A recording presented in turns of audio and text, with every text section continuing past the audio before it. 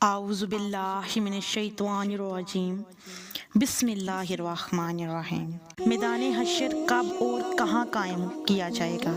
کیا وہ میدان ہماری اس دنیا میں موجود ہے؟ میدان حشر کے لیے لوگ ننگے قبروں سے کیوں اٹھائے جائیں گے؟ اس سلسلے میں سب سے پہلے تو یہ بات یاد رکھنا ضروری ہے کہ اللہ پاک فرماتا ہے، جس دن موجودہ زمین ایک اور زمین سے بدل دی جائے گی اور آسمان بھی بدل دیے جائیں گے اور تمام لوگ اللہ وحدہ قہار کے روبرو پیش ہو جائیں گے۔ ناظرین گرامی، اس میں کوئی شک نہیں کہ قیامت کے دن زمین و آسمان میں ایسی تبدیلیاں لائی جائیں گی کہ وہ ایک نئی ہیبت میں اور نئے نظام کے ساتھ ہوں گے۔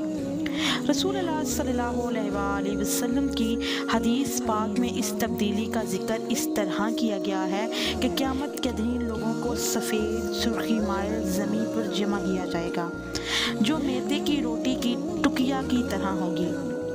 اس پر کسی کے مکان وغیرہ نشان نہ ہوگا۔ اب سوال یہ ہے کہ یہ تبدیلیاں ممکن ہیں یا نہیں؟ تو جواب ہے کہ بالکل ممکن ہے۔ جب ماضی میں مادہ میں بہت سے تغیرات رونما ہوتے ہیں، یہاں تک کہ اس نے موجودہ زمین کی شکل اختیار کر لی، تو آئندہ اس کی ساخت میں تبدیلی کا رونما ہونا ہرگز بعید نہیں ہے، اور اس کا خالق یقیناً اس بات پر قادر ہے کہ اس کے عناصر ترکیبی اور اس کے طبعی قوانین کو بدل دے گا۔ غرض کا قیامت کے دن موجودہ دنیا ایک نئی دنیا سے بدل دی جائے گی جس کے زمان اور مکان بالکل مختلف ہوں گے، اور اس وقت لوگوں کو اللہ کی قدرت کا صحیح اندازہ ہو جائے گا۔ وہ جان لیں گے کہ اللہ ان کی دنیا کو نئی دنیا سے بدل دینے پر قادر تھا۔ قرآن کی بعض آیات سے زمین میں تبدیلی کی جو صورت سامنے آتی ہے وہ یہ ہے کہ زمین میں اس دن کوئی بلندی یا پستی نہیں رہے گی، سب پہاڑ زمین بوس کر دیے جائیں گے اور سب کھڈے بھر دیے جائیں گے۔ اس طرح سطح زمین ہموار اور پہلے سے بہت زیادہ بڑھ جائے گی، اور سب سے اہم تبدیلی یہ ہوگی کہ سمندروں، دریاؤں، ندی نالوں کو خشک کر دیا جائے گا۔ سمندر کی سطح کا رقبہ خشکی کے رقبے سے 3 گنا زیادہ ہے۔ اس طرح موجودہ زمین سے اس وقت کی تبدیل شدہ زمین کم از کم 4 گنا بڑھ جائے گی، اور دوسرے وہ زمین بالکل ہموار ہوگی۔ حضرت عائشہ رضی اللہ تعالیٰ عنہ سے روایت ہے کہ میں نے حضور صلی اللہ علیہ وآلہ وسلم سے پوچھا کہ زمین کے بدل جانے کے وقت لوگ کہاں ہوں گے؟ آپ صلی اللہ علیہ وسلم نے فرمایا، پل صراط پر۔ ابن مسعود رضی اللہ تعالیٰ عنہ سے روایت کرتے ہیں کہ رسول اللہ صلی اللہ علیہ وآلہ وسلم نے یوم تبدیل الارض غیر الارض کی تفسیر میں فرمایا، وہ سفید زمین ہوگی گویا کہ وہ چاندی ہے، اس میں کوئی حرام خون نہیں بہایا گیا ہوگا اور نہ اس میں کوئی گناہ کیا گیا ہوگا۔ اب آتے ہیں اس سوال کی طرف کہ موجودہ زمین کے لحاظ سے زمین کا وہ کون سا حصہ ہوگا جہاں محشر برپا کیا جائے گا؟ ناظرین کرام، موجودہ زمین کے لحاظ سے ارض محشر کا خطہ سرزمین شام ہوگا۔ امام احمد نے مسند اور حاکم نے مستدرک میں حدیث بیان کی ہے کہ ترجمہ، تم اس طرح پیدل سوار اور منہ کے بال گھسیٹے اکٹھے کیے جاؤ گے، اور اپنے ہاتھ سے ملک شام کی طرف اشارہ کیا۔ اور صحیح الجامع الصغیر میں علام البانی نے مسند احمد وغیرہ سے حضرت میمونہ بنت سعد کی حدیث نقل فرمائی ہے کہ رسول اللہ نے فرمایا، شام حشر و نشر کی سرزمین ہے، روز قیامت نئی زمین چمڑے کی طرح سیدھی ہموار بچھا دی جائے گی۔ قرآن پاک میں ارشاد ہے، ترجمہ، اور جس دن زمین کھینچ یعنی بچھا دی جائے گی۔ اس کی تفسیر میں امام ابن کثیر نے ابن جریر کے حوالے سے یہ روایت بیان کی ہے کہ نبی کریم صلی اللہ علیہ وآلہ وسلم نے فرمایا، جب قیامت کا دن ہوگا تو چمڑے کی طرح زمین کو کھینچ کر پھیلا دیا جائے گا، پھر کسی آدمی کے لیے 2 قدموں کے رکھنے سے زیادہ جگہ نہ ہوگی، پھر سب سے پہلے مجھے پکارا جائے گا۔ مسند احمد کی روایت میں ہے کہ حضرت میمونہ نے ایک مرتبہ بارگاہ نبوت میں عرض کیا، اے اللہ کے نبی، ہمیں بیت المقدس کے متعلق کچھ بتائیے۔ نبی کریم صلی اللہ علیہ وآلہ وسلم نے فرمایا، وہ اٹھائے جانے اور جمع کیے جانے کا علاقہ ہے۔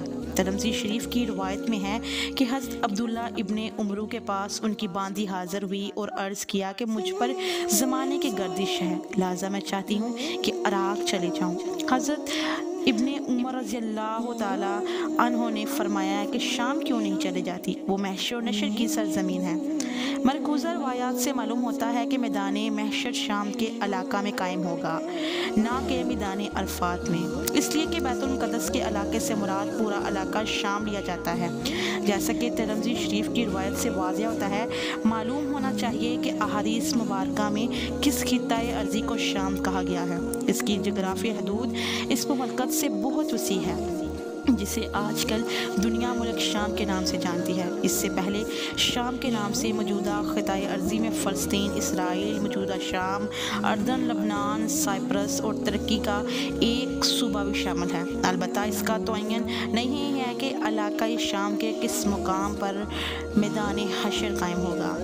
ناظرین کرام، آپ کو یہ جان کے حیرت ہوگی کہ میدان محشر میں سب لوگ ننگے اکٹھے کیے جائیں گے۔ اس بارے میں حدیث پاک کچھ یوں ہے کہ ام المومنین عائشہ رضی اللہ تعالیٰ عنہ سے روایت ہے، وہ بیان کرتی ہیں کہ میں نے رسول اللہ کو فرماتے ہوئے سنا، لوگوں کو قیامت کے دن ننگے پاؤں، ننگے بدن اور غیر مختون اٹھا کر میدان حشر کی طرف لایا جائے گا۔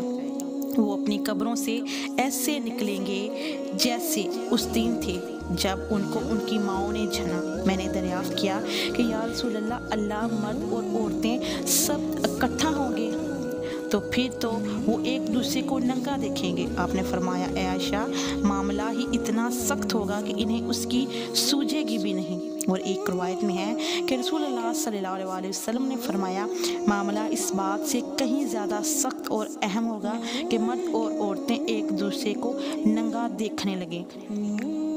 حضرت ابن عباس سے مروی بخاری حدیث نمبر 3447 ہے کہ رسول اللہ نے فرمایا، قیامت کے دن تم لوگ ننگے پاؤں، ننگے بدن اور بغیر ختنہ کے اٹھائے جاؤ گے۔ پھر آپ نے اس آیت کی تلاوت کی، جس طرح ہم نے انہیں پہلی مرتبہ پیدا کیا تھا، اس طرح ہم دوبارہ لوٹائیں گے، یہ ہماری جانب سے وعدہ ہے اور بے شک ہم اسے کرنے والے ہیں۔ پھر سب سے پہلے ابراہیم علیہ السلام کو کپڑا پہنایا جائے گا، پھر میرے اصحاب کو دائیں جنت کی طرف لے جایا جائے گا، لیکن کچھ کو بائیں جہنم کی طرف لے جایا جائے گا۔ میں کہوں گا یہ تو میرے اصحاب ہیں، لیکن مجھے بتایا جائے گا کہ جب آپ ان سے جدا ہوئے تو اسی وقت انہوں نے کفر اختیار کر لیا تھا۔ میں اس کو اس وقت کہوں گا جو عیسیٰ ابن مریم نے کہا تھا، جب تک میں ان میں موجود تھا تو میں ان کی نگرانی کرتا رہا، لیکن جب تو نے مجھے اٹھا لیا تو ہی ان کا نگہبان ہے اور تو ہی ہر چیز پر نگہبان ہے۔ قیامت کے دن اللہ تعالیٰ لوگوں کو ان کی ریڑھ کی ہڈی سے دوبارہ پیدا فرمائے گا۔ اس سے لوگ ٹھیک اپنی شکل و صورت میں اس طرح پیدا ہوں گے جس طرح دانے سے کھیتی اور گٹھلی سے کھجور پیدا ہوتی ہے۔ پھر وہ اپنی قبروں سے برہنہ پاؤں، برہنہ جسم اور مقطوع حالت میں اس طرح نکلیں گے گویا بکھری ہوئی ہڈیاں ہوں یا بکھرے ہوئے پتنگے، اور وہ راہ حشر سے ناکافی نہ ہوں گے، بلکہ بھٹ تیترے سے بھی اپنی منزل کے بارے میں زیادہ آگاہ ہوں گے، اور قبروں سے نکل کر اس طرف دوڑیں گے جیسے شکاری شکار کے جال کی طرف دوڑتے ہیں۔ سب سے پہلے ہمارے نبی کریم صلی اللہ علیہ وسلم کی قبر شق ہوگی، سائقہ سے افاقہ بھی سب سے پہلے آپ ہی کو ہوگا۔ قبروں سے اٹھنے کے بعد جن کو سب سے پہلے لباس پہنایا جائے گا وہ خلیل الرحمن حضرت ابراہیم علیہ السلام ہوں گے۔ اس دن سب لوگوں پر انتہائی گھبراہٹ اور خوف و دہشت کی کیف طاری ہوگی۔ ناظرین، ہماری آج کی ویڈیو آپ کو کیسی لگی؟ اگر پسند آئی ہو تو لائک، شیئر، کمنٹ ضرور کیجیے اور ہمارے چینل کو ضرور سبسکرائب کیجیے۔ ملتے ہیں اپنی نیکسٹ ویڈیو میں، تب تک کے لیے اپنا اور اپنے گرد و نواح کے لوگوں کا خیال رکھیے۔ اللہ تعالی ہم سب کا حامی و ناصر ہو، آمین ثم آمین۔